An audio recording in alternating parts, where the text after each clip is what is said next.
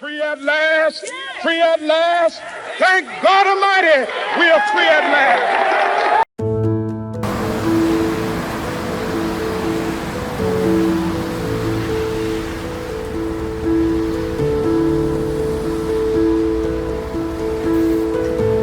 Many people believe if only they were famous, they will be free. But Osama bin Laden was once the most famous man in the world and remained relatively so until his death. Yet his life largely constituted running from place to place, never mind numerous murders and terrorism. A close look at his life revealed a man who could not have rest of mind. Many famous people experience clinical depression and are addicts to destructive habits, which goes to show that true freedom is not at the table of fame and fortune.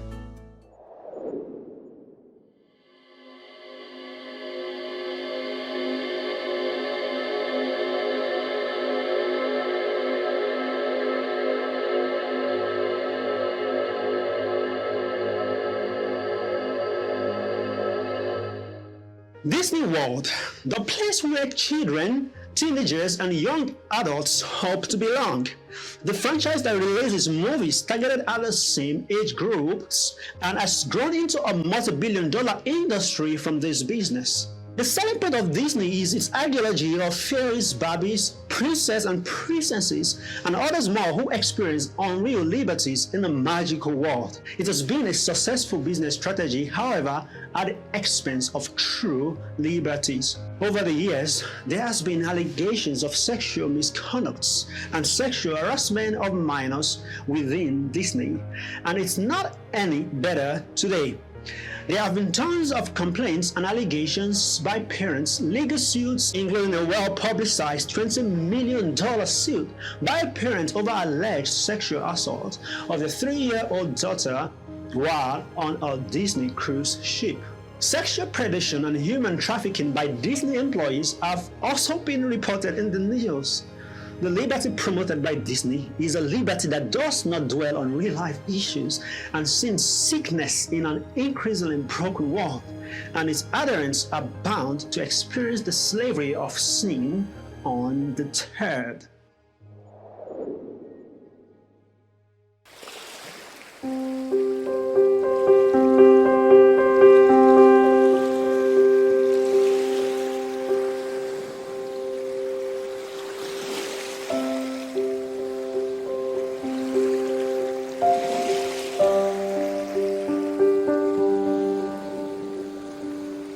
In order to gain freedom, pirates live their lives at sea, away from the most of the world. These individuals dedicate their lives to attacking ships, hijacking vessels, and plundering their cargo and crew. While living a life of supposed liberty, it is their occupation to deny others of their liberties and freedom at sea. Even at sea, sin is a master and bears sway over us, though we live away from the rest of the world. As long as sin is not rid from the heart, when the opportunity presents itself, monks and ascetics will champion the desires of Satan. This shows that the liberty we need is beyond the sea, land, space, or wherever. It must begin in the heart.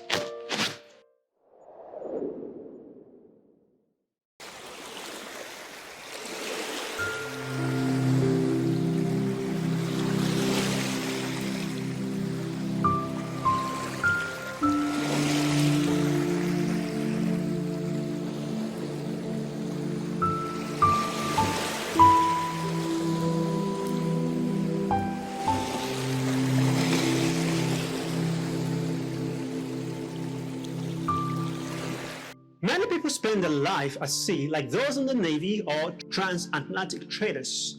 Having food and water and being far away from the rest of the world, there is a sense of freedom. Indeed, being in the middle of the Atlantic may generate a feeling of freedom. But when the ocean billows roll, what is our ultimate response? Do we despair beyond measure because we feel our freedom may end there? Or do we have a freedom that has defeated even death? Godly freedom extends beyond this life, fully aware that the one who gives it conquered sin and death for us, Jesus Christ. Here I stand. I can do no other.